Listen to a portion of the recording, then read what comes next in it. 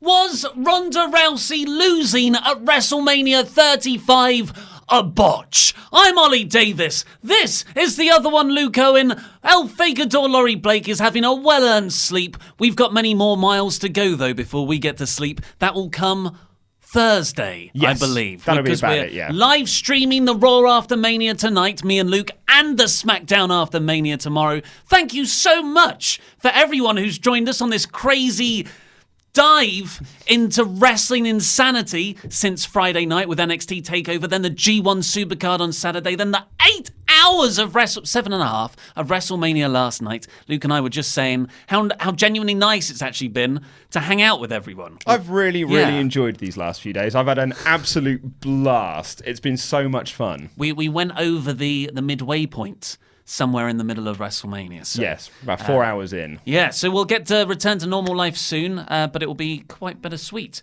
And also, I've got a fun thing at the end of the show. Oh, have you now? Excellent. I've got a fun thing. Yeah. So stick around for the fun thing. Fun thing. At the end of the show. We're going to attempt to do all 7.5 hours of WrestleMania 35 in over the next hour. Yeah, and we have the chat is open. We've got slow chat on because we think that'll sort of ward off spammers and bots and that sort of thing, which was a bit of an issue during the WrestleMania stream last night. At the start it was. Yeah. So we think that should help. And I'm also going to be monitoring the super chat.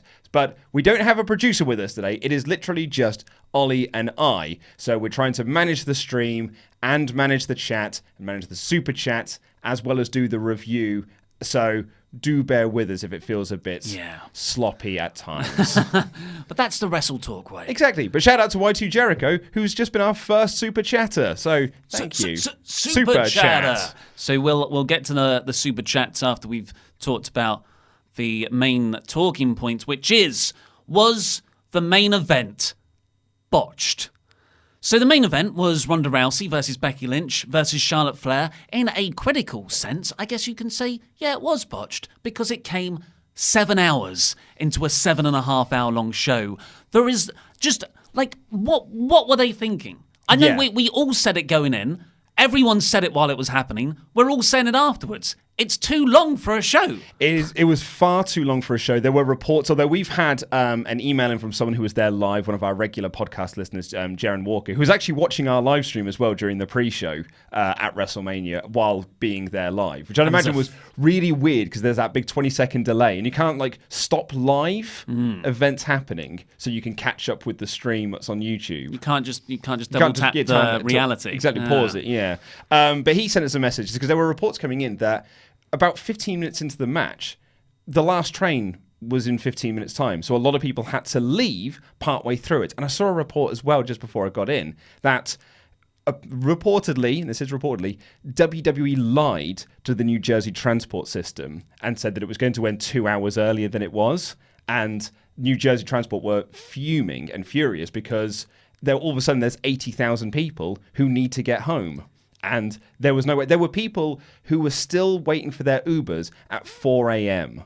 after the show. The show finished at 12:30, and they were waiting at 4 a.m. in the pouring rain to try and actually get out of the building. It's a first world problem if I ever heard one. Really, it was, yeah. Where was my Uber after the WrestleMania I just watched? Well, can you just imagine? But I know, logistically, like that is so irresponsible as a company. Yeah. I've been to so many places, like big, huge events where upwards of 100,000 people are there, like Glastonbury being one of them, Radiohead concerts, and it's a nightmare trying to get home. Yeah. But those are very well managed, and it's still really difficult. If everyone is trying to get that last train, it's unbelievable. Absolutely, yeah. And they were saying, like, Brian Alvarez, who was also there live, said that the queues for the Uber taxi ramp were like in their thousands. And so, like, an Uber is like, because it's an app-based system, people are just watching the cars just, like, stalling, not getting anywhere, and just sort of going around in circles to try and ferry it, like, thousands upon thousands of people out of this building. His advice was, if you are going to go to a live WrestleMania, don't try and Uber it out, because that is not the way to do it. Jetpacks. Yes, that's what we decided. Yeah. So the show was very, very, very long, and I think that burnt the crowd out. Yeah, I think you can't even, didn't think. That is an objective fact. I think the entrances for Ronda, Becky, and Charlotte did pick everyone back up again. Not that helicopter one. Well, no, yeah, quite. But I think this crowd very much peaked at Kofi Mania. Yeah, because that's the natural human span of attention. That was 5 hours. Yeah, and then just started to like very slow drip off. Like they were so quiet for Roman Drew, so quiet for Triple H, Batista, so quiet for Angle Corbin, so quiet for Balor Lashley. Like there was a point after Kofi Mania where we were like, there are still so many matches left to go. We're going to be here for quite a while. So I think in that sense, absolutely. But to get back on track with the more major talking point of whether it was a botch is this finish. So Ronda, Becky, and Charlotte had a pretty good match. Like expectations were high. Of all the matches they've had, these combinations of people, it's probably my least favourite. I'm not saying I didn't enjoy it, but I look back at the Survivor Series encounter, the Hell in a Cell match with Becky and Charlotte, the TLC ladder match, all of Ronda's other matches. The Evolution match. Yeah, I'm like, oh, this is at the bottom, really. I enjoyed it more than the Becky Charlotte Fastlane match. Oh yeah, yeah. But I will agree with you to a certain extent. I really liked it though. I actually really enjoyed it. I thought there were not on the exact same level because that was like one of the best WrestleMania main events of all time. But I said this during the live stream. It had echoes of WrestleMania 20 for me, of just 3 people, particularly when you've got someone in the ring that is a Ronda Rousey that wants, I want to make this look as real as possible. And it just felt like her being so vicious in her strikes was making Becky and Charlotte step up their strikes. Because we've seen them be very vicious in their matches, like at Evolution, for example. Like that was on a whole nother level. And even then, it felt like they would stepped it up a gear just to try and be on this same viciousness of Ronda Rousey calling tables a bitch. Yes, I love that. She's like, Becky, you're a bitch. Crowd, people who like tables are bitches. And you're a bitch too. And it's just a table. And the table's like, what did I do? I ain't got no time for no bitch table. And like throwing the table out of the way. Over, which was a great heel move. They're just Ronda's viciousness, Ronda's messiness. I really liked it. She was falling over herself because she wanted to hit people so bad. That's what I really liked about it. Yeah. So I think some people could say, oh, it was really sloppy. But I liked that aspect of it. Okay, so there's sloppy where it was in points, like not everything looked good. The table break. Yeah, but that's unfortunate. But it wasn't smooth in quite a lot of it, I would argue. But in terms of Ronda's offense, that wasn't sloppy. It was messy. Yeah. But messy in an aesthetically pleasing way, I found. But they put out a lot of spots. You had a Spanish fly off the top rope from Charlotte. There was this really good spot, the most impactful to me, which was where Ronda had a sort of armbar over the top rope on Charlotte. Becky drop kicked underneath Charlotte onto Ronda, and Ronda flipped herself up, landed on the apron hard, and then fell on the ground. They were bleeding, they were bruised, they were absolutely battered. We thought at that spot they were going to do like the PCO powerbomb to the floor spot. And I was like, oh, Ronda, don't be PCO, will you? I feel like we said that for every time someone got someone up in a powerbomb position. I think I'm just expecting it now. Yeah. But then I forget, not everyone is PCO. No one is PCO. PCO, it's just amazing. But yeah, they have a pretty decent match. It wasn't what I thought they'd do. I thought they'd have like an all-time classic. But you know, that's high expectations. But it's the main event of WrestleMania. That's where you have your high expectations. But I also think, and this may be just my personal perspective of this, because I've been thinking about this a lot, sort of on the journey home from the stream last night and coming in today, that I think my sort of, not negative feelings towards it, but why I'm not like, oh my God, I loved it, was the finish. Yes. So I really, really did not like this finish. Yeah, so this is because sometimes it's how you leave them, folks. You can have a pretty decent match. Like, okay, so Okada, Jay White. I wasn't that into the whole match because that was also a too long show. Yeah. But the final 5 minutes was mind-blowing. Yeah, we as were they always jumping are out of our seats for all the near falls and all the reversals and counters, absolutely. And by the end of it, you're just like, well, that was fun. Yeah. But this one ended on a downbeat where you had this, like, you know, the match, whatever it was a match. But then the finish felt like you were just entering the final third. It went 20 minutes, and we're like, okay, now we're in the first 5 minutes, because you get this great Ronda-Becky stare down. The crowd start to rise to their feet. The final 5 minutes. Yeah. You said the first 5 minutes. So, did I? Sorry, yeah. I'm tired. And you're like, this is what we've all wanted from Survivor Series, when this all really kicked off. And they start to brawl. They're like, the just fists are flailing wildly. Ronda picks up Becky, messily, but awesomely messily. She uses the ropes to deadlift her up. Goes for the Piper's Pit. Becky puts her into a crucifix. 1, 2, 3. And Ronda's shoulders were massively off the ground. Yeah, she arched her back. Yeah. And then, granted, she did come back down, but then that's a new pin. Then you start pinning again. Or counting again. And I'm like, okay, so I thought you were now going to have 4 minutes of fun near falls, yeah. Charlotte running in to break stuff up, and then someone taps in a disarmer. Yeah. But this was a very flat finish. And so was it? So that the first question, was it intentional? Is that to me? It's to us all. To us all. So there are conflicting reports on this. Pro Wrestling Torch, Tom from Pro Wrestling Torch was, I think it's Colahue, I believe is how you say his name. He said it wasn't the planned finish. The planned finish was Becky was supposed to tap out Charlotte, and Ronda just didn't get her. Well, she didn't realize that the referee was going to continue pinning. She thought her shoulders were up. And Sean Ross Sapp of Fightful, who actually has quite a very good track record. I love Sean Ross Sapp. He's one of my favourites. And a really nice guy as well. He also said, yeah, it wasn't the planned finish. They did mess it up, and Ronda was really annoyed because it made her look very bad. On the flip side of that, you've got Dave Meltzer and Brian Alvarez of the Wrestling Observer and Figure 4 saying, no, that was the planned finish. The only botch was Ronda was meant to have her shoulders down. And so those were the two finishes. And so then the conversation came up on Wrestling Observer Radio about, like, well, why didn't Becky tap out Ronda? Why wasn't there's a big submission finish? Ronda was always going to eat the pin. And apparently the reasoning was Ronda never tapped out in judo, and she never tapped out in MMA, so it would be too fake for her to tap out in wrestling. And so the decision was made, she would never tap out. It's just not in her character to tap out. She has to take a pinfall instead. Yeah. I can, you know what? I see that argument. And I don't. Well, it's too fake. Wrestling is fake. Look. I don't want to use that word, but yeah. You can say, like, that's not an all terrible idea. The idea of protecting someone, they've never been tapped out, if they're going to come back in the future, there's parts of a good idea there. I don't think it's a simple, that's the wrong way to think of things. I think that could potentially be very smart long-term booking. But personally, I would have had Becky tap out Ronda. Mm-hmm.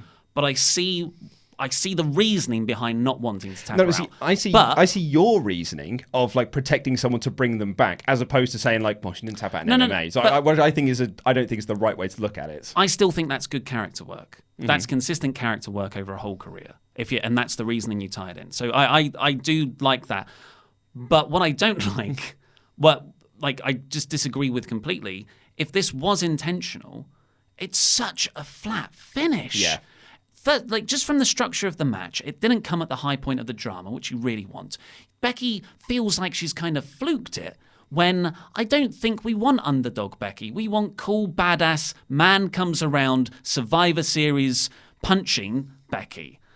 Not Daniel Bryan, which is, again, I think it's what WWE have fallen into. They're like, it's a Daniel Bryan's thing again. Let's do what we did with Daniel Bryan. And they're like, the company keep trying to take her off of things. That there's the fans trying to get something and the McMahon's stopping it from happening. That's the way to tell this story. But you're like, no, we just want to see Becky kick ass. Yeah.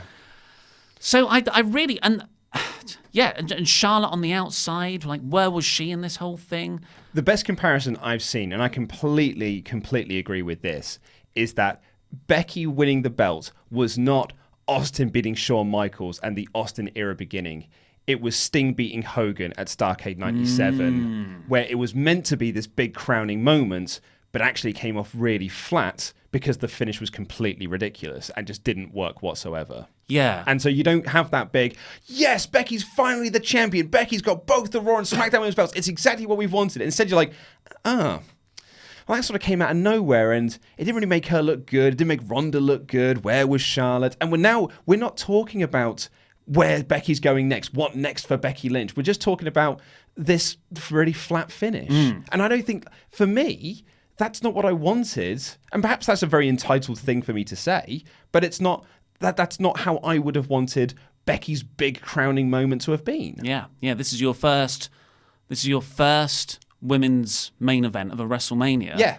And it's a kind of gender equality that we're just criticizing it on the same level as we would a men's match, rather than sitting here going, what a PR triumph. Like if this had been Roman Brock at SummerSlam last year, this would be crucified. Yeah, exactly. Like that's what I mean. Like they wanted the big Roman crowning moment where he finally slays the beast. If it had been like a fluke roll up, I don't think we'd been sitting there going like, "Oh, that was a great crowning moment for Roman there." It's weird because it's similar to my issues. We'll talk about it later with the Seth Rollins win, one, yeah, where you're protecting this UFC person. Maybe it's because they were going to give us all three big baby face wins. Like, well, we can't have all three of them be good. Let's just hold them back. Let's just have one of them be good, and we'll hold back on the others. So there's either it was a botch and people aren't good at their jobs, or it was intentional and a really ineffective way of booking a very important moment. So there's no good. There's no. I haven't seen anyone coming to the defense of this. No, I've seen people who were there live who just said, I think Jaron said this in his email that he sent us, which we'll talk about in the podcast intro and outro. He said that the reaction was great in the building. We didn't really care about the finish. We were just happy to see Becky win. And I suppose that's certainly one argument to it. It's just like, hey, yeah, at least Charlotte didn't win. At least Ronda didn't win. We did get the right person winning. So there is that way to look at it. Right result, but there's only so many right results you can have with the wrong context. Yeah. And that's when it starts to get derailed. Yeah, so I've not seen anyone really defend the finish, just defending the person who won. And I think that was the right call. So we've got a lot of matches to get through, but let's hit up some super chats. So shout out to Daniel Brown and Bineth and F3A75FU11 for your donations. Catchy username. And Jonathan, who's also donated, saying, loving all the content this weekend, deciding to up the ante and upgrade to a 25 pledge hammer on Patreon. You'll get a verbal shout out in the podcast. You certainly will do. John Inahauso has said, hey guys, I love your content, but I wanted to inform you that I was there live last night and at least a good 500 people wanted refunds due to the lighting situation blinding them. So there was chance for that. That actually also happened at NXT, the TakeOver show. Apparently there was just a lighting setup in both the Barclays Center and the MetLife. There was just shining lights on people and they couldn't really see the ring. Yeah, it's not very good, is it? Not very good at all. Darkside73 is also donated to say, who do you guys think is going to debut on Raw tonight? Loving your guys' content and seeing the channel grow from just Ollie in January 2017 to now. Bray. I think it was 2016. That's not a debut though, is it? That's a return. So like an NXT debut or... I don't think we'll get any NXT debuts. We've already had 10 this year. And they've got the Superstar Shake-Up this month? Next week. Is it next week? I don't know. They'll probably announce it on Raw tonight, to be honest, when that's officially going to be. Unless I think they've done an advert for it in Canada, haven't they? Yeah. So, yeah, I don't know if we're going to get any debuts tonight. As I said, because we've had 10 and we've done nothing with them. I think we're going to see returns more than anything. So Bray Wyatt has been kind of my consistent shout for the last couple of weeks, either on Raw or SmackDown. I think we're going to get a Bray Wyatt return. But I would have said like Ember Moon or Luke Harper, but turns out they just show up in Battle Royals. Lars Sullivan. Lars Sullivan's a good shout, yeah. So the Superstar Shake-Up is actually next week. It is next week. Yeah. I thought it was, because usually the week after Mania, isn't it? Which I don't get. I think it's more... Well, I guess that gives you 2 big bumper episodes. Yeah. Any more before we kick off with the Cruiserweights? Of course, German Dan, one of our biggest fans. WrestleMania has not been great the past few years, but this year's was wonderful. 8 hours is far too long, but we got Kofi, Becky, and Hawkins winning. The past few were so much fun. I'm going to miss Kurt and Batista. Thank you, guys. Yeah, I think it's the best since WrestleMania 30. Yeah, I've really enjoyed it, actually, overall. Jobber JJ donated to say, yes, he thought it was botched. Match never kicked into its final gears. And he also asked, do you think Vince will change his mind on the length of the show? I think they've got to. But we've been saying that since 2013 when Raw went 3 hours. Yeah. That's not their business strategy. Their business strategy is to suffocate the people who like their content most and get the watch time up on their service. Although, in fairness, the 3 hours was a USA decision, not theirs. And Vince reportedly did fight it, but then had to just bow down to the corporate bosses. It's his show.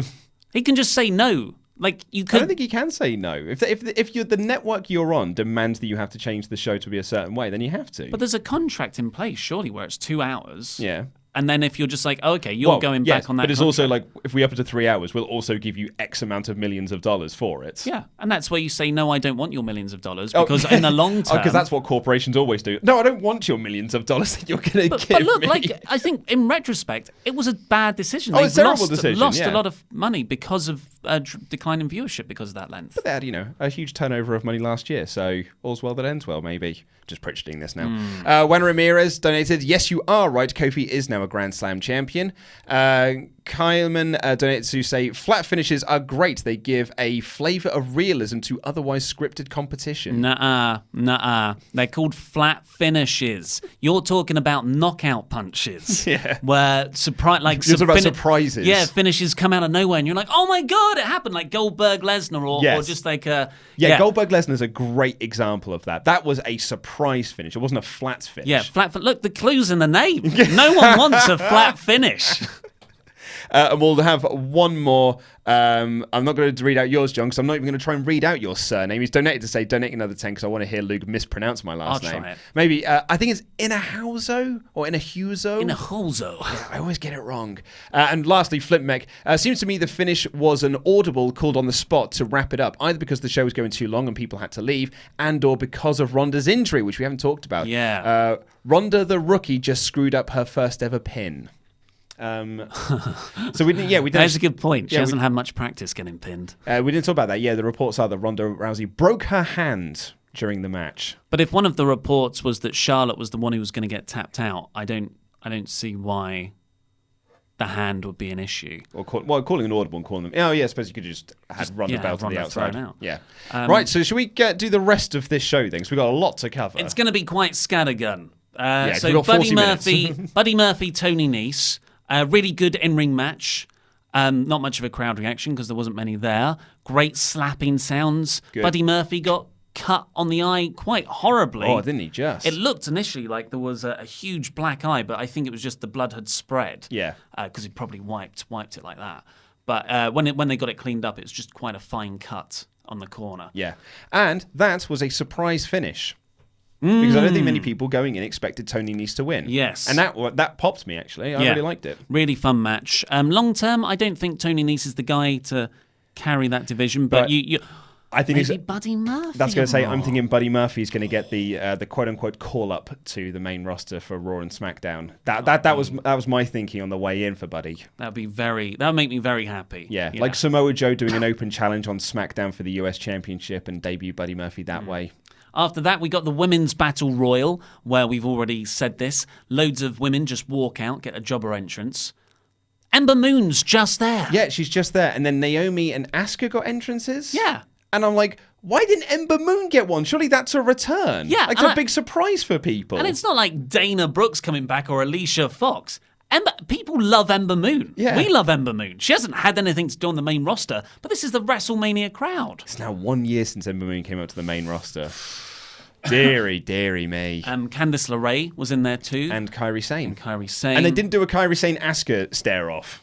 That was a missed opportunity. Yeah. But they did do a bunch of things that I didn't know I wanted. Oh, do you know what, actually? In hindsight, this was one of my favourite matches on the whole show. Yeah. I really, really enjoyed this. I really, really got into Dana Brooke versus the Riot Squad. Loved it. And she eliminated Liv Morgan and Ruby Riott. Oh, it was great. I want to see a continuation of that on Raw. I'm ready. Yeah. I'm ready for a Dana Brooke push. But for me... I'll regret saying that in a couple of months. Sarah Logan, mate. Yeah? Sarah Logan was so good in this. She was great. I never knew I wanted a Sarah Logan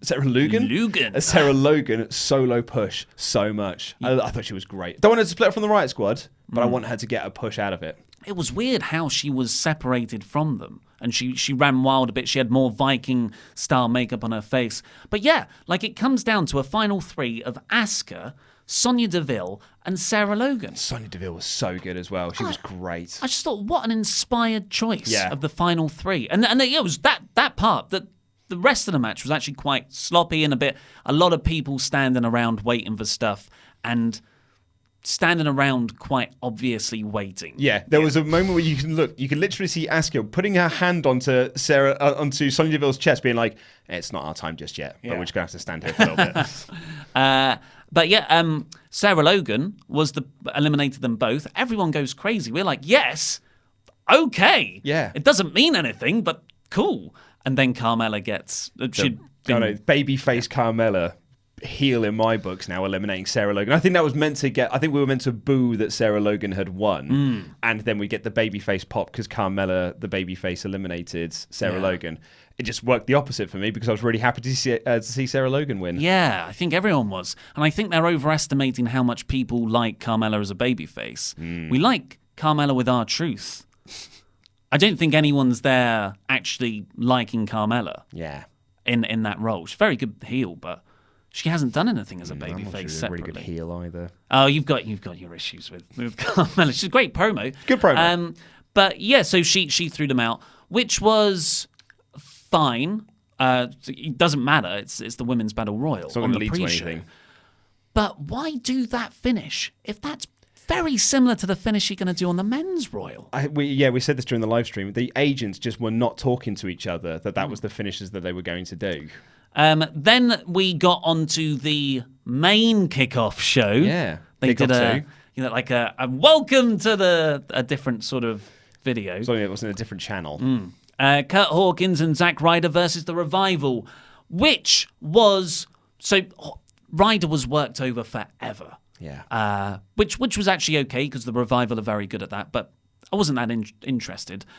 When Hawkins got this hot tag, it was nuts. It was great. So much fun. This was one of the more frustrating matches of the night for me because this could have been an excellent story. Yes. And it is of Hawkins finally ending his defeated streak and him and Ryder winning the tag team titles at WrestleMania. Two guys that have been overlooked their entire WWE run.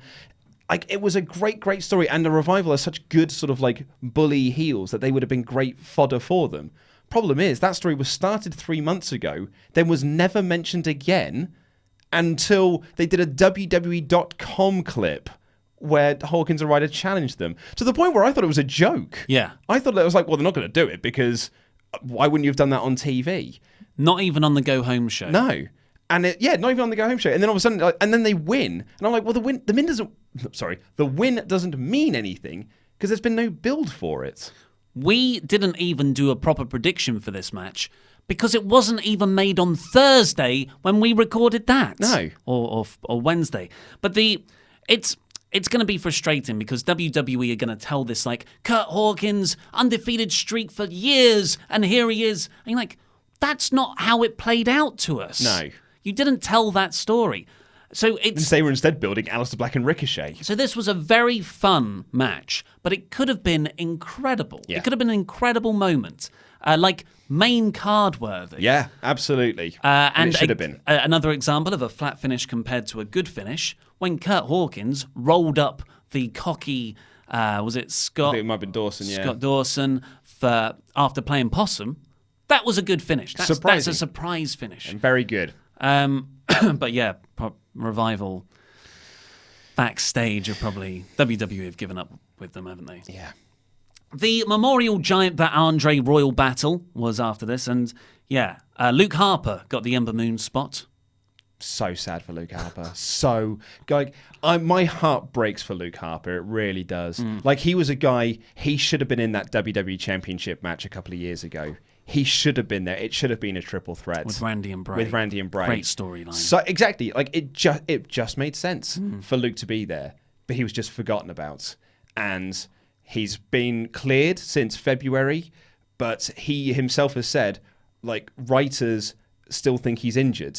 And agents still think he's injured because there's no communication saying, he's cleared now and he's available to wrestle. They just have no plans for him. They don't see him as a commodity that can be made, money can be made off of. So he's just a forgotten toy. He's just a toy at the bottom of the chest that's not being played with. It's a real shame. And that is a real shame. Because as soon as he was in that ring, I just looked at him and I was like, I love that man so much. And there's so much you can do with him. He's so good. And there was even a moment where Luke Harper is just staring a hole in Braun Strowman. And I'm like, Wyatt family confrontation. And they start to square up, but everyone jumps Luke Harper and it never happens. I'm like, there's so much there that Luke Harper is suplexing Mustafa Ali to the outside. He's on the ring apron. He holds it forever, and then Braun Strowman kicks them both off. Unfortunately, Ali seems to just go headfirst into the corner of the commentary desk, real hard. Guy who's just come back from a concussion. It's not good to have a broken eye, like the bruised eye. Like it's not good to pick up multiple head injuries if he has. In a short space of time. But the real point of this match was Colin Jost and Michael Che, the Saturday Night Live guys, jost. That when they got in the ring, they just left and hid under the ring. When everyone else was eliminated, they tried to eliminate Braun Strowman. There was some unfunny shtick with a therapist. Yeah. And the therapist was trying to do like the Jinder Shanti thing. And then Braun was just like, and, just thrown to the corner or whatever. Yeah. This went on for too long, really. And it wasn't funny. It didn't help Braun. And it wasn't getting over with the crowd. And then Braun won. Yeah. Braun won by picking up Colin Jost and throwing him outside onto a bunch of heels who had been eliminated about 7 minutes previously. Yeah. So you're like, why are you standing there? Standing there watching. Yeah. It just doesn't make sense when you start to think about it, even for a second. Another poor WrestleMania showing for Braun Strowman. Yeah. I'm sure he'll get a push in the summer. Hey, Nicholas was not a poor showing. It was a great moment. It wasn't the best use of his character. No. But can I have a moment of I told you so? I enjoyed Nicholas. I thought it was really fun. But on that WrestleMania review, I said that's his suffering succotash moment. You did say that. Braun is now he's entered comedy Braun mode. And look at the year he's had. Had Awful. that feud with Kevin Owens. Yeah. The feud with Kevin Owens where he was definitely the heel but was being pushed as the babyface. And then the random heel turn, the Dogs of War, the loss at Crown Jewel. That was the final nail. A feud with Baron Corbin that he won but still didn't get a title shot out of. Being added to the Rumble match. Been taken off the Rumble match. And then feuding with comedians. Alexa Bliss kicked off the main card of WrestleMania by coming out and saying, hey, here's Hulk Hogan. Yeah, she flip-flopped as face and heel throughout this show because she was a heel later on with the B team. I can't stand her. I cannot stand her at the moment. It's not her as a person. It's just them. She's like a McMahon. It's just, I'm going to put you in this segment and you will just be the character we're missing from it. There's no consistency. It's so frustrating and patronizing. It was very frustrating. And when she came out again later in the show, I was like, I don't need to see you right now. We need this show. We need to get this moving. We need to get this rolling. Why can't we have an official timekeeper rather than a host? Someone who's like, come on, no, guys, we can't have this segment. Yeah. So Hulk Hogan. We told New Jersey Transport we were done an hour ago. Hulk Hogan came out. And he got a big reaction because he's Hulk Hogan.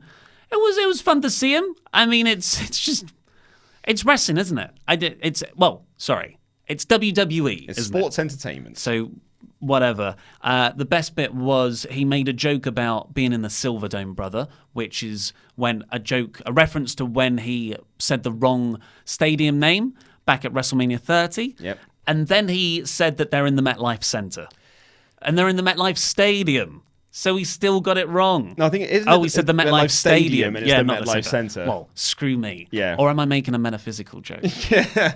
It was. I don't think Hogan's actually got any consistent morals either. No. He just morphs depending on the situation. So. Apparently, I did see on Twitter. I can't remember where I saw it from though. It might have been Big E himself, but I think apparently Big E aired his grievances with Hulk Hogan. They had a very long chat about Hogan's actions and how that made Big E feel, and why New Day were like completely no-selling him at the Hall of Fame and things like that. So apparently there is now a clearer air between New Day and Hogan. It's a new day. It's a new day, yes it is. But for me, this was an Alan Partridge shrug. But what was a rip-roaring success and a brilliant idea. This is creativity at its finest. Did you know this was changed? Yes. Yeah. So Paul Heyman just storms out while Alexa Bliss and Hogan are doing this intro thing, and he storms down to the ring and he says on the mic, "If Brock Lesnar isn't the main event, I'm not hanging around here." I wish I had that foresight. I mean, I'm looking at the 7-hour runtime. Yeah, that's the best move he could have done. Yeah. So he's like, "We're having the match right now," and Corey Graves is saying on commentary, "It's a brilliant idea. Seth Rollins won't be warmed up. He's unprepared for this match. What a great strategic move." And Brock Lesnar comes out and Seth Rollins comes out. Brock attacks him right away. Brock beats him around for 5 minutes. And then they only have a 2-minute match in the ring, which Seth wins. But yeah, this wasn't the original plan. No, so yeah, the story is that the opening match was supposed to be AJ versus Orton. That was on the run cards. It was on, right up until the show started. WrestleVotes were even tweeting about it. The decision to put Brock and Seth on was made during Alexa Bliss and Hulk Hogan's segments. That's so late. So apparently, that's why Hogan reacted the way he did, because he had no idea why Paul Heyman was storming down to the ring. Because in Hogan's mind, he just has to do his poses and then walk to the back. All of a sudden, here comes Paul Heyman. So the decision was made very, very late in the day. But what an idea. I think it's a great idea. I just assumed they'd planned that for ages. To have that 3 minutes. 3 minutes before it happened. Yeah. And we said at the time, it makes sense as well, because that way you can spread out the big babyface wins. Because I was adamant they were going to do all three of them. I know there were a lot of people who said they're not going to do all three. I was so sure of myself they were going to do all three big babyface wins. And to spread them out, Seth at the start, Kofi in the middle, Becky at the end, that's a brilliant way to lay out a card. That's unfortunately still 5 hours too long. But I thought it was a really smart move. What wasn't so smart, in my perspective, was the way Seth won. So Brock, granted, has bent the rules considerably by jumping Seth and beating him pillar to post around the ring for 5 minutes, F5s, suplexes, all this stuff. But then behind the referee's back, Seth low blows him, hits 3 curb stomps and wins. That's the match. Now, if the whole idea of Seth's character is to rid this sort of not lazy presence, but someone who's been taking the system to his advantage. He's been holding it hostage. I think your character should be someone who doesn't sink to any cheating levels. Yeah. I think it's a much more emotionally satisfying story to tell that way. So to see him immediately cheat in probably his first piece of offense, and it's not like this is a long trait in this storyline. It was only the Monday Go Home Raw where Seth first hit a low blow on Brock, which I also had problems with. I feel like it. Why are you protecting Brock here? Just put Seth over clean. Brock's been strong for so long. He doesn't lose anything. And wasn't the storyline they were telling that Brock struggles against smaller guys? Finn Balor took him to his limit. Bryan took him to his limit. AJ took him to his limit. Wasn't that the story we were telling in this? Not, I have to low blow you to win. Yeah. So I thought that was very misjudged. Yeah, me too. But it was a great moment. Overall, to start the card off this way and for Seth to win and swinging the belt round. Loved that, yeah. It was great, and thank God the Brock thing's over. Well, they're still Saudi and they're still Raw tonight. We'll always have Saudi Arabia.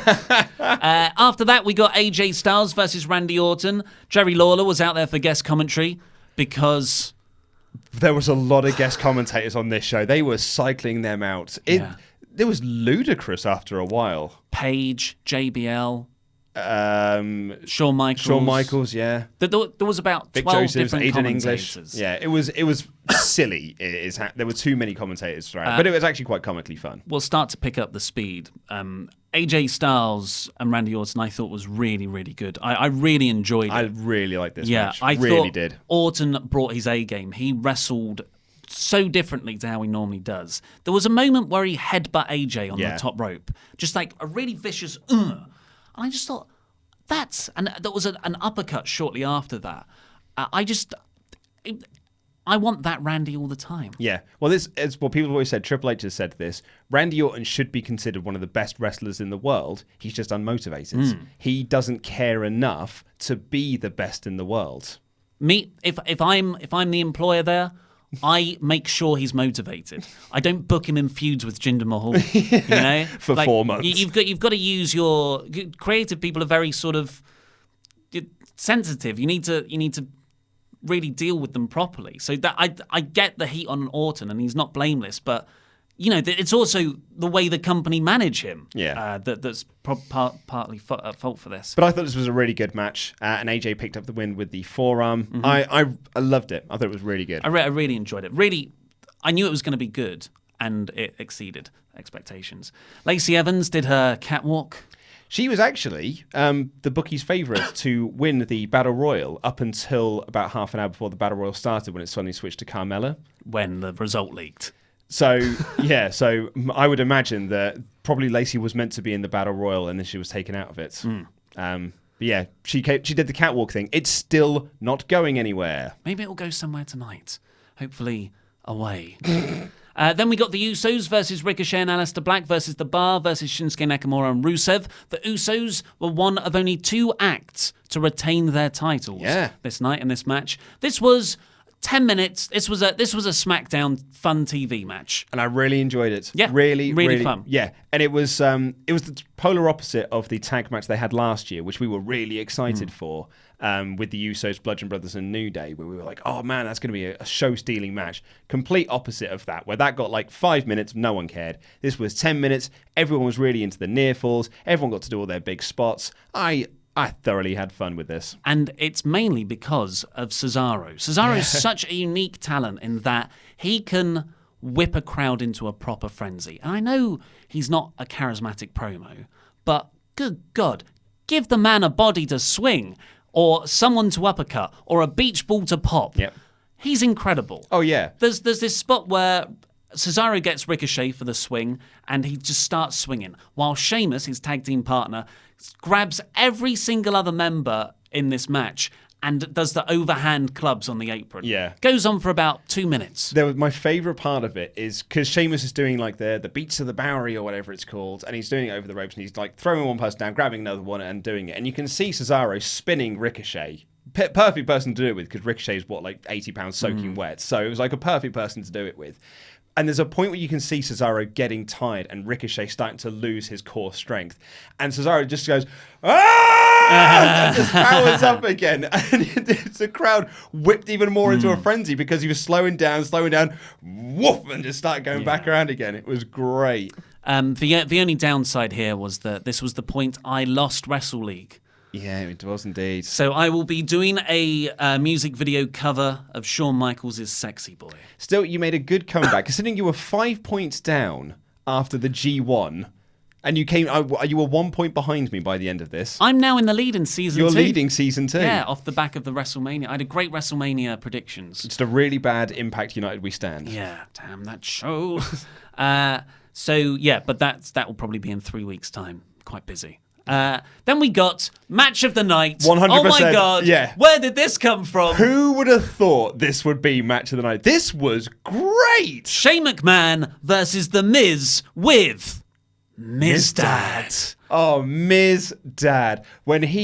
People are sharing that image around so much of him getting in the ring and doing because he's only got one facial expression, whether it's sadness, whether it is joy for the Miz winning, whether it is being potatoed in the face, whether it's lying down on the floor. He has got one expression, and it is perfect. I was thoroughly sports entertained throughout this.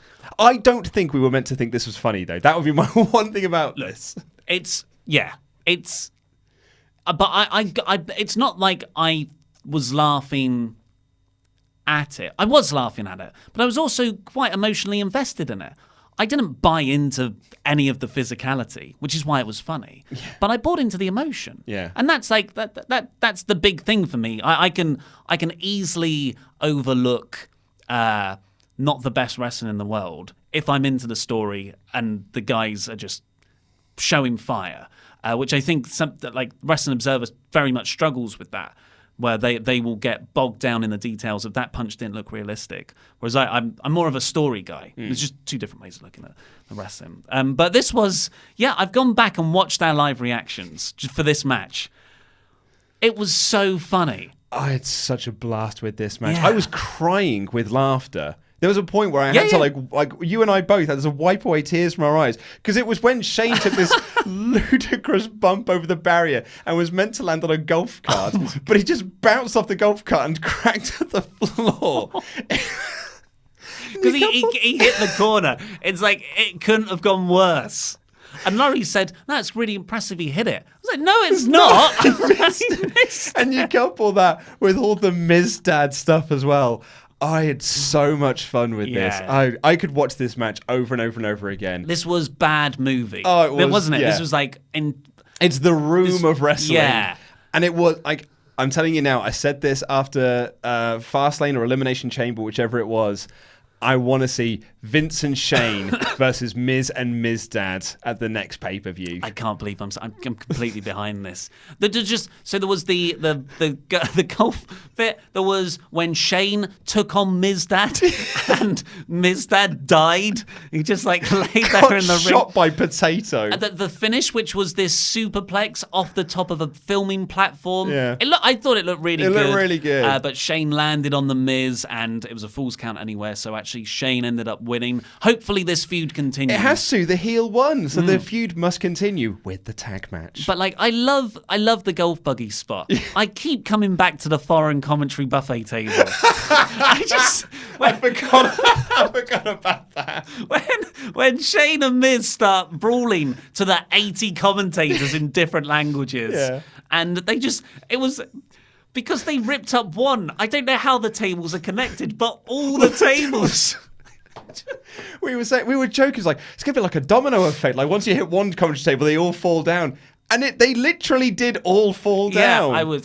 This was so much fun. That was great. It's genuinely, if I had to recommend a match, of course I'm going to say Kofi versus Bryan, but then it's this. Yeah.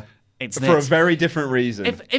If I'm just recommending one thing for someone to watch, it's Shane's bump on the golf cart.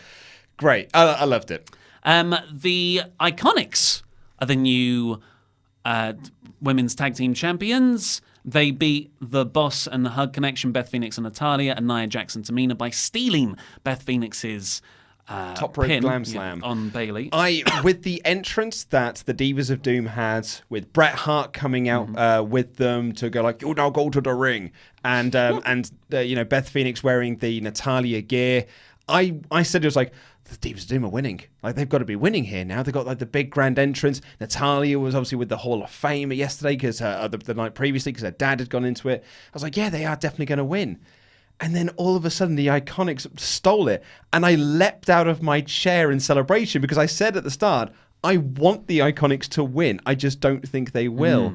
So that, again, a surprise finish, not a flat finish. And I loved it. No, it wasn't. You're right. It wasn't a flat finish. It was a flat match, unfortunately. Oh, it was a flat match. Yeah, absolutely. But because the finish was the best part. Yeah. Where it was that surprise. It was. The crowd really dipped because Miz Shane was so much fun. This was sloppy. There were a few botches in there. Renee Young was unlistenable to. She was dreadful. Paige was really bad as well. Young's got this really annoying habit in women's matches only, where she's surprised that things are good. She will say, honestly, look out for it. She goes, "Wow, that was good." Like, she's surprised. Like, you're meant to sell that all of it is good. And you just made me think the rest of the match was bad. Yeah. But that's what happened. This match could have easily been dropped. Yeah. Daniel Bryan versus Kofi Kingston, however, was the match of the night in terms of both in-ring wrestling, mainly down to Daniel Bryan just being hypnotizing to watch with his ground-based mat style and reversals, and just always having something to answer to Kofi. Like Kofi would start to make a comeback, and Bryan would just sort of be waiting to catch Kofi's leg or his arm. It's it was fantastic. really, really smart wrestling by Bryan. We were a bit concerned early on as well because Kofi didn't seem to be on his game. And it's not that I think he was off his game. I just think that and the pressure got to him. I just sort of think like the adrenaline was almost a bit too much. Yeah. And I think he then needed to almost like that Chris Jericho, Shane McMahon thing of just like, will you just calm down? Yeah. And I think calm the F down. And I think Bryan kind of then working over Kofi in such a clever and smart way. I thought it was a wonderful, wonderful match that told a fantastic story. And as much as the Kofi win was great, Bryan was my MVP for this match. Yep, I agree. Because there was like, he has this great thing where he's got this like sick sadistic smile where he's just like chuckling to himself, and then it will just drop and fade away from his face as he goes back into being vicious mode again. When he was in the corner doing a slow yes chance with this gross smile on his face, Joker-like smile, I thought he was just tremendous. Yeah, Bryan was tremendous. Byron Saxton has leveled up in commentary to be the best babyface commentator in the company. If you don't count Mauro, you know, like Mauro's play-by-play, I guess, but he is also the sort of moral side of the argument usually. But and showing the wrestlers backstage watching and cheering on Kofi was a great touch. Having Big E and Xavier down there in the match, screaming encouragement and just being this extra level of what's the word when you see it's like an effect in movies where when you see someone watching something, you kind of reflect on your own position. And seeing Big E and Xavier cheer for Kofi only made me want to cheer for Kofi more. Yes. So I loved this match. I loved the finish. I loved absolutely everything about this match. I have seen someone say, I can't remember if it was on Twitter or on YouTube, said that they felt it was a Kofi heel turn because he was doing the big stomps at the end. It was like, he said, I felt bad for Bryan by the end of it. Especially because apparently Xavier's on the outside shouting, give him what he deserves.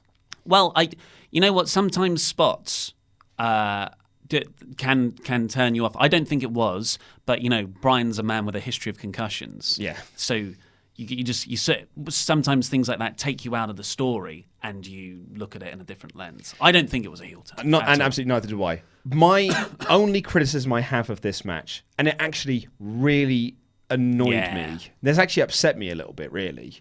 It's just such a basic error. They telegraphed the finish by having the WWE Championship, the leather version, out next to the ring on a plinth underneath like a bit of cloth, like we wouldn't notice it was there. And so as soon as that was there, I was like, oh, cool, Kofi's winning then. And I know they released the T-shirt midway through the match, but I'm not on www.shop.com,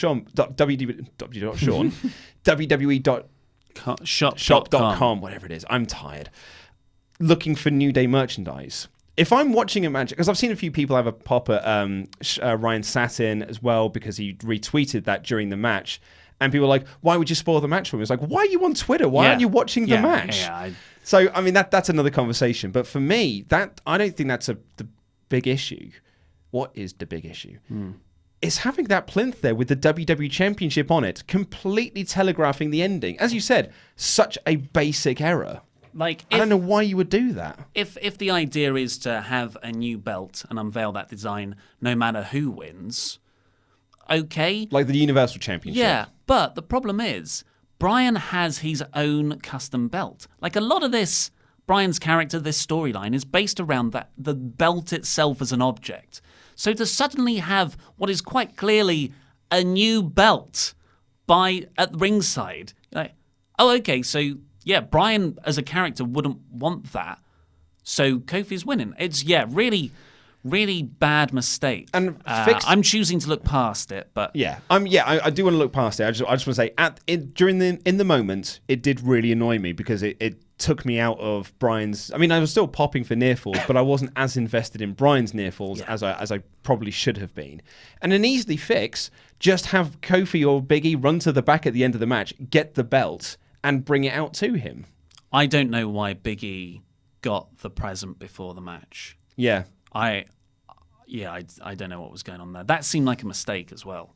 Yeah, Like everyone everyone camera was catching it. and Kofi looking like, So, yeah, unfortunate situation, but all the credit in the world to WWE because we give them a lot of flack for not going with momentum and going with wrestlers when they get hot. But they have with Kofi, and they've done it not to perfection because there was the booking on the way there was a bit weird, but they went with it. Yes. The important thing is they were going in the right direction. Yeah. They took a weird route, but they went to the right place. So, well done, WWE. That is new era stuff. That is the fans are the authority figures. And the question is now can WWE keep this up? Can they continue on with Kofi momentum? Or is he going to end up as an Eddie Guerrero where, we put the WWE Championship on you, but this time next year you're going to be in the pre-show Battle Royal or the opening match and you're nowhere near the title picture anymore. Yeah. So the problem now is this show is 3 hours in a main card. If you've watched the pre-show, which most people would have, It's WrestleMania season. You're 5 hours in. Like, you might watch it at home. You're most definitely watching it if you're there live. All the people there have likely been there 5 hours. That's Probably too 6 long. because there's an hour to get in. That's too long for anything. I know American sports are weird and they go that long, but I think even baseball is like sort of not tops because, innings and stuff, but 4 or 5 hours. Yeah, American football, I think it's like 4 hours. 4 hours. Let's stop there. Boxing cards, 5 hours. Yeah. And no one watches the undercard unless you're super, super into it. So, and that was such an emotional high point that everyone was just like, oh God, there's 5 matches left. Yeah, there's still, 3 hours yet to go. So you Or follow 2.5 that. hours. You follow that up not with another match, but with a backstage comedy skit. Alexa Bliss checking on Che and Ross. Comedy? Yeah, exactly. And Kevin Nash and Scott Hall are revealed to be their doctors, and it's called a mortuary rather than a training room. And Kevin Nash is like, "Now it's time for your prostate exam," and he slaps the glove on his hand. I just said, this would have felt a bit out of date as comedy in the noughties. Yeah. This isn't. This was so lame. This is very bad. And actually, we thought Scott Hall was Braun Strowman because he had the ponytail. Yeah, we were like, oh, Braun Strowman's there. And then we thought, oh, this will be funny because they'll do the big reveal where it's Braun Strowman and it's like Austin and McMahon with the bedpan. Maybe they'll do that and they'll Page and Dr. Braun and they're doing something like that. But no, it was Scott Hall and Kevin Nash doing very bad comedy. And it was, Yeah. very, very bad. Very bad stuff. And then we got Samoa Joe versus Rey Mysterio. Looks like Rey is possibly still injured because this was over in 1 minute. Yeah. 1 minute was the official match time. 619, and Joe just choked him out. That was it. That's all she wrote. What's the point of having it on the card? Absolutely. What was the point? Yeah, a cool Mysterio entrance, but come on, guys. That was 10 minutes you could have just shaved. Yeah. With that skit, 15 minutes. You didn't need all the stuff on the card. Then we got Roman Reigns versus Drew McIntyre, which was definitely the low point of the night. A tired crowd. This feud wasn't really hot because it was actually more of a feud with Dean Ambrose. The crowd chanted for Dean Ambrose at one point. No Dean whatsoever on this show. Definitely a work, isn't it? It's still a work. And Drew, it's a classic Roman match. He's worked over for ages, and he comes back and wins. We said this as the match was about to start. We all said this match will be Drew working him over for 90%. Roman come back, Roman wins. Yeah. And this is 6 weeks out from his return from leukemia. Spectacularly misbooked. Very badly mishandled here. You went with the momentum with Kofi, but for whatever reason, you didn't go with the momentum of your top star. Yeah. It baffles me. Incredible amount of incompetency here. And again, this didn't need to be on the card. You could have just had, if you wanted a big Roman appearance at the show, you could have had him come out and celebrate with Seth and come out and you just do like a shield. I'm very tired. A shield fist bump at the top of the ramp, and that's your big Roman thing. Crowd can pop huge because Roman's there. Maybe one more appearance for Dean as well. Yeah, exactly. Yeah, Dean comes out and you just have your very last fist bump shot. You didn't need to have this on the card. It was really sad as well because Roman is at the end of his comeback. He stands up in the corner. He tries so hard to get the crowd to react. You know, he's like yelling, "Roar!" to psych him up, and he looks at the other side and does the same thing. No one's interested. People are on their phones. People are in the toilets because it's a long show, and this was a boring match. This would have been a boring match on Raw. Yeah. This isn't even a main event of Raw.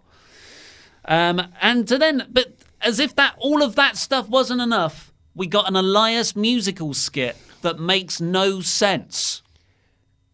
I was really dreading the Elias musical skit anyway. Because I remember when we were going through the card, and we were like, God, there's like 16, 17 matches on this card. The last thing we need is Alexa Bliss doing hosting stuff and an Elias music segment. And as soon as Elias came on, I was like, oh man, I'm done. I'm really, really done now. So he's in a video package where he's playing the drums. But poorly as well, it should be added. And then he's sort of duplicated, so he's also playing the piano. And then he's live on stage, in the ring, playing the guitar. And he plays a song with himself. He plays with himself. And I'm like, okay, well, this doesn't really have any point to it. So maybe whoever's interrupting this is going to attack them in the video, and it's kind of funny that way, and then they attack them in real life. That doesn't happen. So that you're like, well, what was the point of all the Elias stuff? You get a Babe Ruth video package. He's not debuting. He's not lurking. And that brings out Doctor of Thugonomics John Cena. A lot of people have enjoyed this. I have no affinity to Thugonomics John Cena. I wasn't watching at the time. I hated John Cena when he came out of this gimmick when I was watching TNA. I've only recently started liking John Cena in the grand scope of history. And then he just did a promo. People went crazy for it. So not for me. I was so bored. I have no nostalgic love for, and I'm going to say rapper in quotation marks, John Cena, coming out and doing William Shatner spoken word poetry. I've got no nostalgia for it. It's not rapping. I've got no nostalgia for it whatsoever. Like you, I wasn't watching when Cena was on the ascent with this gimmick. So, and even going back and watching it for WrestleRamble Extra, I don't go like, oh, so this is why people like John Cena. It's so goofy. It doesn't work for me. Maybe that's because I'm now in my 30s and I'm looking back on it. But like, it doesn't work for me. If anything, I want now John Cena. I prefer John Cena with the haircut. I like this John Cena now. So this, I hated this segment. Yeah. I get why people liked it. Yeah. If you've got nostalgic feelings for this, it's the same way you and I were raving about The Shield coming back and people saying, I wasn't watching at the time, I don't have the nostalgic love for The Shield. So I completely get that. But you can't defend the Elias half of this. Like, that just makes no sense. There was no payoff to it. It was infuriating. Anyway, it happened. Batista versus Triple H next. Batista had a cool entrance with cars and security guards, and then he tripped over the second rope getting in. It was perfect. Someone in the chat, I did see, just before we came on air, someone said, like, was I the only person that saw Batista fall over? I was like, no. The whole world saw Batista fall over. So the point where he effectively just did his entrance again so that when they do release the WrestleMania DVD, they can just cut that bit out. Yeah, it was. Like Ultimo Dragon slipping at WrestleMania 20. You can just cut that bit out. He walked around the ring and jaw-jacked with people. He was having so much fun. Camille Nanjiani. Yeah. He was smiling. He very carefully got into the ring the second time. Batista's great. He was great. And I was like, I don't even buy into you as a heel right now. You're just so happy to be there. Yeah. You genuinely must love it. But while that entrance was very cool, Triple H's entrance was incredibly lame. It looked like on screen they played a cutscene from Mad Max, the video game for the PlayStation, or actually no, the Sega Saturn was what was on screen, and it looked really bad. And then it cut to really rubbish sort of like images of Triple H driving the car, fake driving the car, and then out onto the stage comes a different car than the ones in the video, and Triple H is riding on the back. And I thought, this is lame. Have you only just seen this film? It was lame. But it almost made me love Triple H more because he's such a dork. Yeah.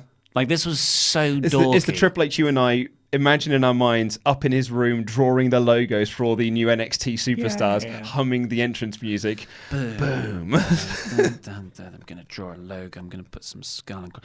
What's his Skeleton King? The Skull King. Skull King. Skull King's so Skull cool. King is so cool. Hey, Stephanie, come look at my new comic book I made. I did pose the question at the time, though, was this lamer than the Terminator one? Because the Terminator one was really lame. Yeah. It's Triple H's WrestleMania entrances are sort of like an annual thing to look forward to, but they actually haven't got a great track record. I liked the one I really liked was the one where Stephanie was on that big platform, like a dictator, screaming at the audience for what felt like 10 minutes. That one I did like, and I think I enjoyed the. It really tapped into the submissive side. Didn't it just? Yeah. Oh, they had quite the night after this. Oh, yes. They did not get out of that gear. I mean, they eventually did, but they did not get out of it right away. And I thought they did one with a motorcycle. Was that last year's the motorcycle one, or was that the same one? Oh yeah, with the sort of group of motorcycles. Yeah, I can't remember. But let's talk about the match. We've got a few more matches to go still.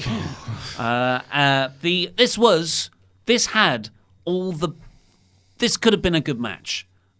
It was a good match, but the crowd reaction wasn't there. It was 25 minutes. Went 25 minutes. It should have been 15. Neither guy was in the cardiovascular shape to put on this length of match. It had loads of really inventive spots. I loved the sledgehammer finish where Ric Flair gave Triple H the sledgehammer. He sort of does the Troy punch at the end, or Superman punch. The nose ring being taken off Batista, which with pliers. Yeah, I thought it was great. Which we're guessing the referee just gave Triple H a nose ring while Batista just removed the nose ring. Really nicely done. And a power bomb from Triple H on Batista onto the steel steps. Yeah. Brutal. There was some really good stuff, but actually I think you hit the nail on the head with this should have been 15 minutes, not 25. Yeah. And Triple H does get this criticism almost every WrestleMania, and I think it's a valid criticism. He doesn't know how to read a room. He will just or call an audible, which he has the power to do so. He just thinks, I'm Triple H. I've got to have my Triple H 25-minute match. So I'm going to have my Triple H 25-minute match, regardless of whether the crowd are into this. I wonder if this is all connected. Like there is some kind of control, not control freak, but, NXT, this is how I want it to be done. This is my thing, and this is how it is. And then this is my entrance. Yeah. These are the things. Yeah, I mean, and that's what makes him so great. But unfortunately, it's kind of a big negative at the same time when there's no one there to say, bring it back. Like dial back this creative sort of stifling part of you. Someone made an excellent point on Twitter, and again, can't remember who it was. I saw it very early this morning, actually about midday, because that was about the time I got home. But since Triple H went part-time, the exception of 2 accounts where one person had a match that was 1 second longer, he's had the longest match at WrestleMania every year. And that, to me, that's an issue. For shows that are too long, for Triple H to always have the longest match, I don't think works. Yeah, definitely. Alexa Bliss had a skit backstage with the B team modelling Daniel Bryan's shirt that was advertising him as still the champion. Farouk said damn. Ron Simmons said damn. I never think of him as Ron Simmons. Always I always say Farouk. Then we got what was just a complete negative? I'm going to let you take this one. I don't like seeing you upset. I really don't. And I had to watch your heart break last night. It was like Ralph Wiggum. And I was just there like, I was going through the frames. This is the moment where you can see his heart break. It's recorded. It is recorded. You could do it yourself on the live stream. And I had no fun watching this match. And I had even less fun watching it because I don't like seeing you upset. Thank you. So it was Kurt Angle versus Baron Corbin. It's a bad story. It wasn't a good match. It was painful to see Kurt wrestle. It's been painful to see Kurt wrestle. It's been embarrassing to watch Kurt over the last 2 years since he came back to WWE because he's been rubbish. He's been handled terribly and just very disrespectfully, I think, for a man who's had the career he has. He's one of the greatest in-ring wrestlers ever to come on, like to be in the business. And he's also one of the greatest personalities. And to have both of those in one person, and he's an Olympic gold medalist, to treat him the way they've done over the last 2 and a bit years, and then to cap it off with, as I said quite graphically, I'm afraid, in my review, it's the piece of corn on top of a crap. I knew it was going to happen. Like we knew Baron Corbin versus Kurt Angle. That's what happened. It's exactly what you thought. And then Baron Corbin won, and that's it. It's rubbish. Like Kurt said at the end of it, well, I just like to hear those two words to send me off. The 2 words that have like personified my career. Epitomised my career. I'm like, you can't even give the guy a non-scripted promo at the end here. It's just, and the whole crowd are chanting, "You suck." One guy's crying. I'm like, why are you crying? This isn't a retirement. Well, it is a retirement, but it's a retirement that means nothing to me. This isn't my Kurt. I don't know who this pretender is, and I'm not saying that as a negative to. Well, it is partly to Kurt as a performer himself, but it's more the presentation, how Kurt's been packaged by WWE. It's tremendously sad. It's my favourite wrestler that's ever lived, and I've just watched one of my idols just be picked away at systematically. Skillet of Gorilla Position shared a video because he was there live. I have this in my news today of 3 people behind him who were asleep, who were just in their chairs sleeping, and you can hear Kurt Angle's entrance music and everything. They were just like, "Yep, this is what people are thinking about for the retirement match." This, to me, was summed up perfectly in a super chat that we were given yesterday during the live stream, which was, so this is what the complete opposite of Ric Flair's retirement looks like. Yeah. This, to me, screams... Triple H has never liked Kurt Angle. He's never liked him. That's why their feud back in 2000 was scuppered. That's why it was cut short, because Triple H, I just don't think, doesn't like him. And this, to me, feels a bit like professional jealousy in the ears. This has been treated like a joke from day one. It was ended as a joke. And for Kurt Angle to say, the 2 words that have epitomised my career are "you suck," is ludicrous. Absolutely ludicrous. And TNA did so much of a better job with Kurt Angle than anyone has ever done.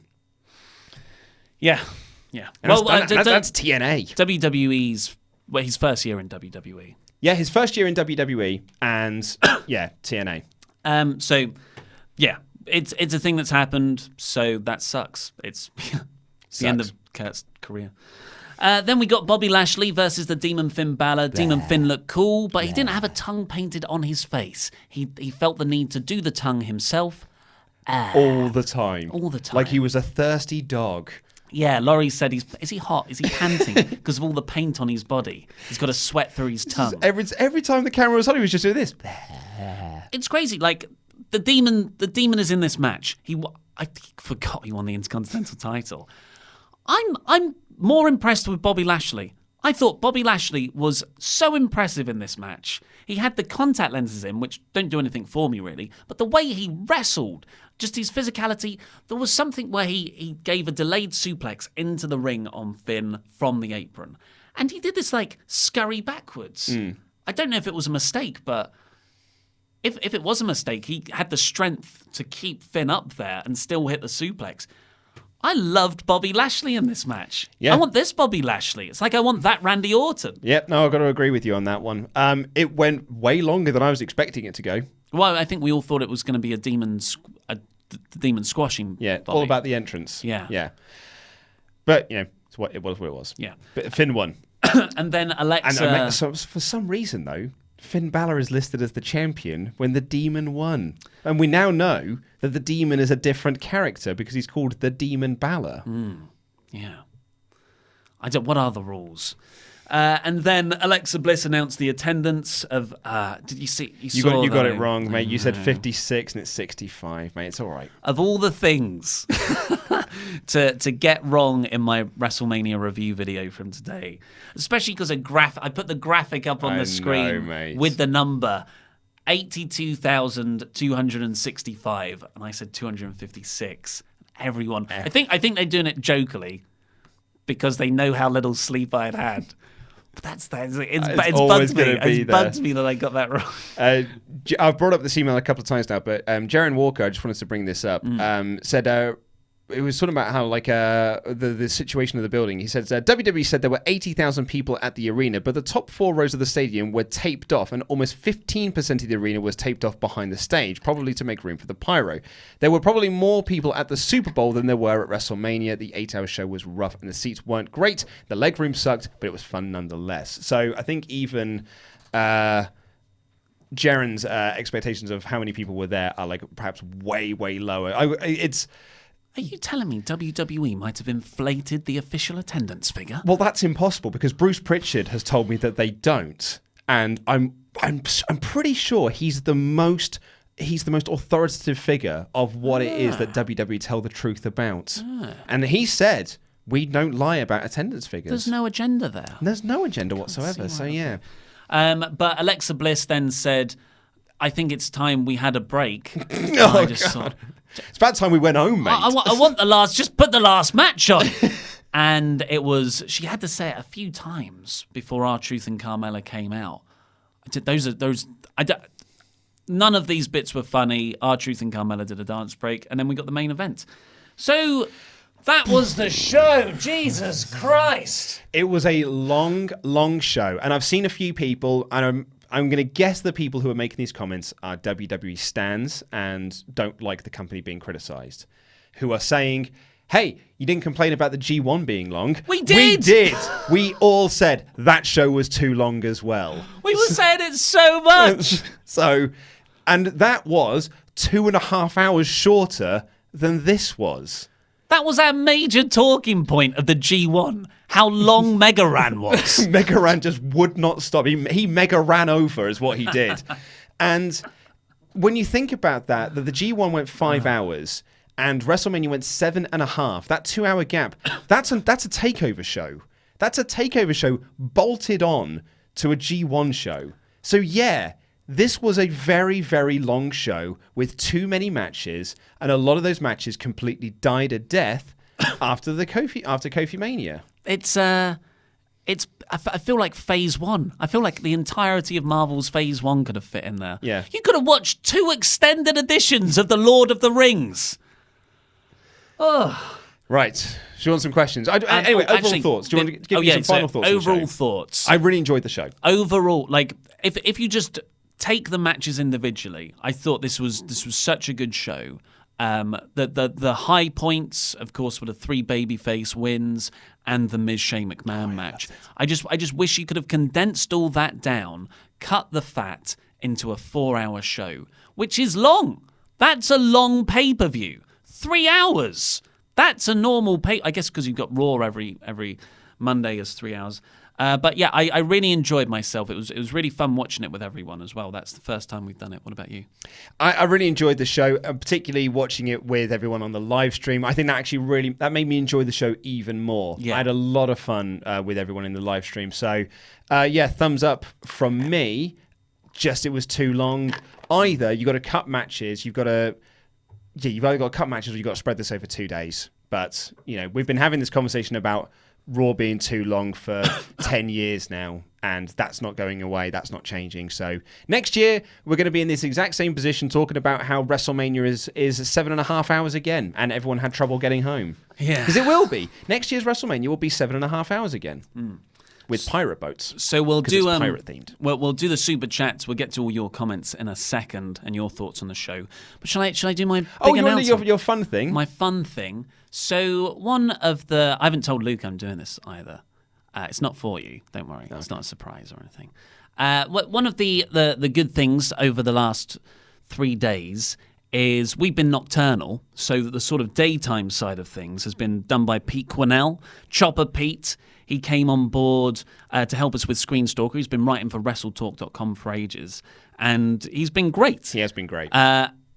He currently works in a sandwich shop brand. Mm-hmm. You can say that, yeah. You would say. And I said, let's see how it goes for a couple of months, and then maybe we can talk about it in a couple of months, see how you go down on the channel. I think he's gone down really well. Yeah, he's been so good. And everyone has been very supportive of him and, welcoming him into the WrestleTalk family. And I know people want just me, Luke, and Laurie all the time. But you said that about just me and Luke when Laurie came on. And you say that about me, you just wanted me. So I'd like to think we're giving good stuff, and the problem is sometimes we all need holiday. Yeah, we don't take much time off, and so we need people to cover. Like Pete has gloriously done. Yeah, so like I was. He works in a sandwich shop, but hopefully for not much longer. What? Really? Oh, amazing! I told him I was going to call him. He better pick up. Hello. Hey, Pete, how's it going? Yeah, not too bad, you? Yeah, so are you watching the live stream? No, Why the hell not, man? Because I listen to the rambles on my long coach journey. My long coach journeys that I have, I normally listen to them then, so I'm saving them. Well, I just thought you can experience this one live, because we were just talking about how great... You're live now, by the way. Yeah, please. Yeah, hi, Pete. Don't swear, Pete. Yeah, don't swear or anything. Okay, I'll you've try got my best. 5,000 people watching currently. Okay. So, we're just saying how great you've been over the weekend. So we'd just like to, say thanks for that. Oh, well, no worries. and was wondering if you wanted to come on full time.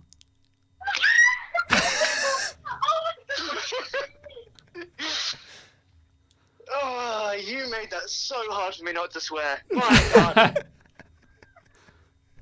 What was that say? Oh my God. Well, we still need an answer, Pete. That's that a no. That was Michelle screaming because she could hear on the phone. Oh, if you're looking for an answer, yeah. Yay! Welcome aboard, Pete. Oh my God. Someone just said, the boyhood dream has come true for Chopper Pete. Mrs. Chopper's baby boy. Oh my God. I have no idea what to say. Oh my God. You guys have... Oh, Jesus. Okay, thanks, Michelle. Oh, thanks, guys. No worries, mate. You're welcome, mate. Yeah. Should we see you Wednesday? Yeah. Go and have a drink, Pete. Yeah. You've earned it. You've earned it, buddy. Cool. I'm going to hang up now because we've got super chats to go. Yeah. And we still got to watch Raw live. Yeah. Thanks to I like to thank my parents for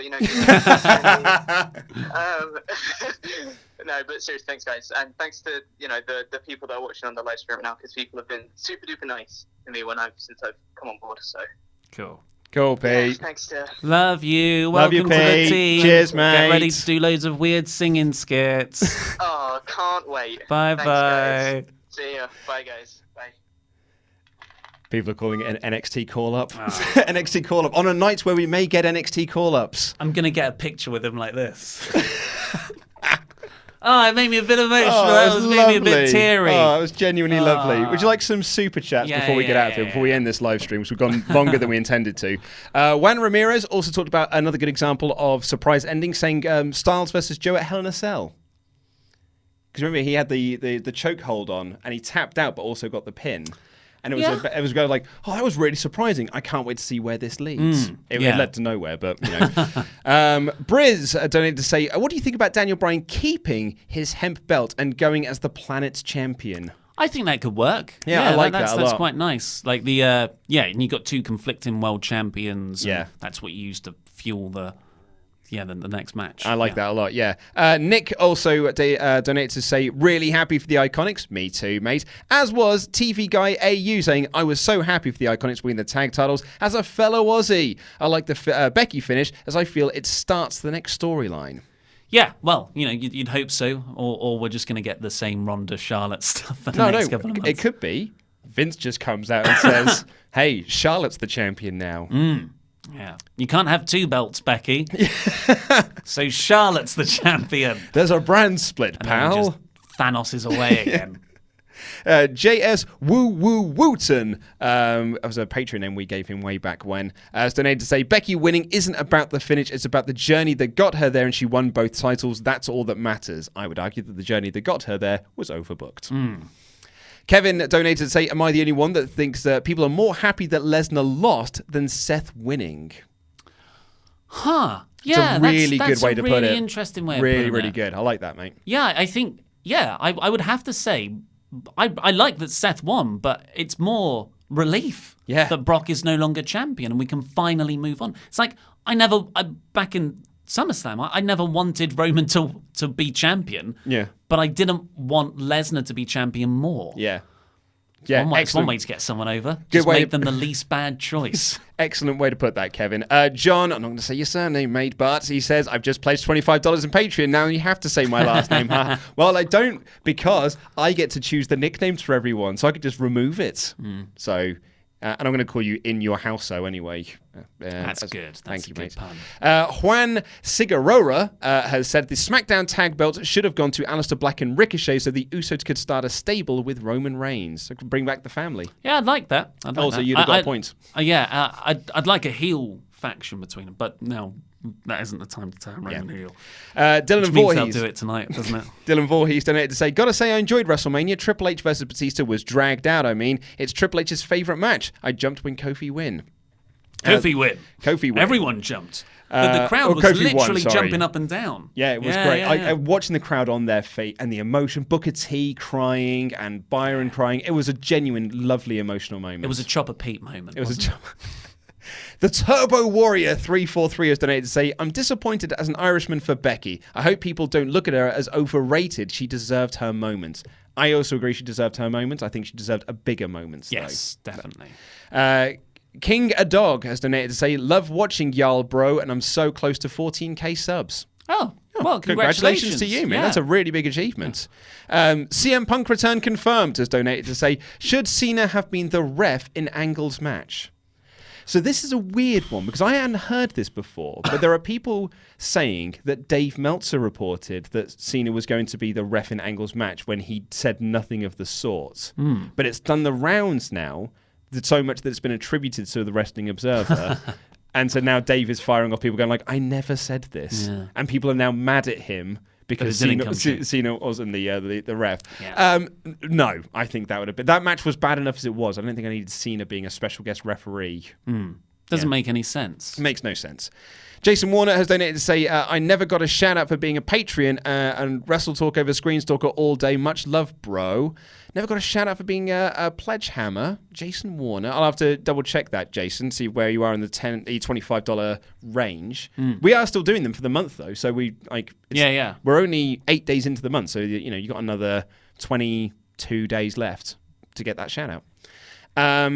John has once again donated In Your House-O has donated to say, congratulations, Pete, and Jeremy Chastain, that guy, and Metal Bear all donated. Thank you so much. Oh, well, that's it for now. We are going to be back.